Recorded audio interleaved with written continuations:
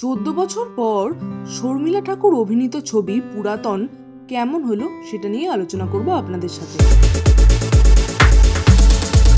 High, this is Hastalipi originals.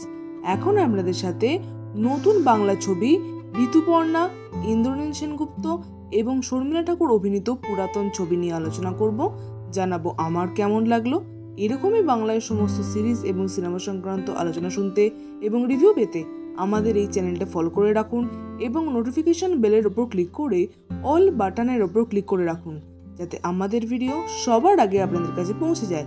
তাহলে চলুন ভিডিওটা শুরু করছি। Hastalipi originals, the ultimate filmy dose.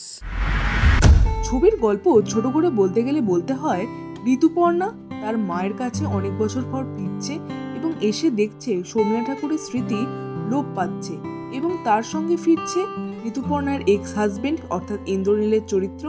এরপরে শর্মিলা ঠাকুর, ঋতুপর্ণা আর ইন্দ্রনীলের সম্পর্ক কোন দিকে যায় তা জানতে এই ছবিটা আপনাদের হলে গিয়ে দেখে নিতে হবে।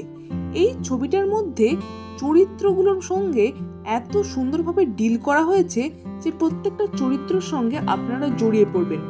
গল্পটা যতটা ইন্টারেস্টিং তার থেকে চরিত্রগুলোর সঙ্গে খুব সুন্দর করে ডিরেক্টর ট্রিটমেন্ট করেছেন। অবভিয়াসলি চরিত্রগুলো খুব সুন্দরভাবে লেখা হয়েছে এবং ডায়লগও ভীষণ সুন্দর। ডিরেক্টর এই ছবিতে কিছু সিন এত সুন্দর করে ডিজাইন করেছেন যে ছবিটা দেখে আপনাদের মনে দাগ কাটতে বাধ্য। তবে কিছু ক্ষেত্রে ছবিটা আপনাদের স্লো লাগবে, দর্শকদের মনে হবে ছবিটা হয়তো এগোচ্ছেই না। তবে প্রত্যেকের পারফরমেন্স খুব সুন্দর। একজন কাজের লোকের চরিত্রে অভিনয় করেছেন, তিনিও বেশ ভালো। সব মিলিয়ে প্রত্যেকের সঙ্গে প্রত্যেকের ইকুয়েশন ভীষণ সুন্দর। ব্যাকগ্রাউন্ড মিউজিক আমার ঠিকঠাক লেগেছে এবং এডিটিং করেছেন আদিত্য বিক্রম সেনগুপ্ত, তিনিও ভালো এডিটের কাজ করেছেন। গানটা বেশ ভালো লেগেছে, শ্রেয়া ঘোষালের গলায় গানটা আমার বেশ সুন্দর লেগেছে। ওভারঅল এই ছবিটা বেশ ভালো। আর শর্মিলা ঠাকুরের দিক থেকে তো চোখ ফেরানোই যাচ্ছে না, তার অভিনয় এখনো এত সুন্দর যে দর্শকদের মনে দাগ কাটতে বাধ্য।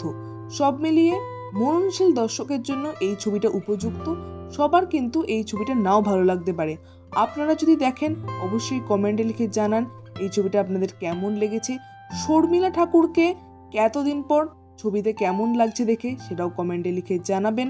আর আমাদের এই ভিডিওটা লাইক করতে মিস করবেন না প্লিজ।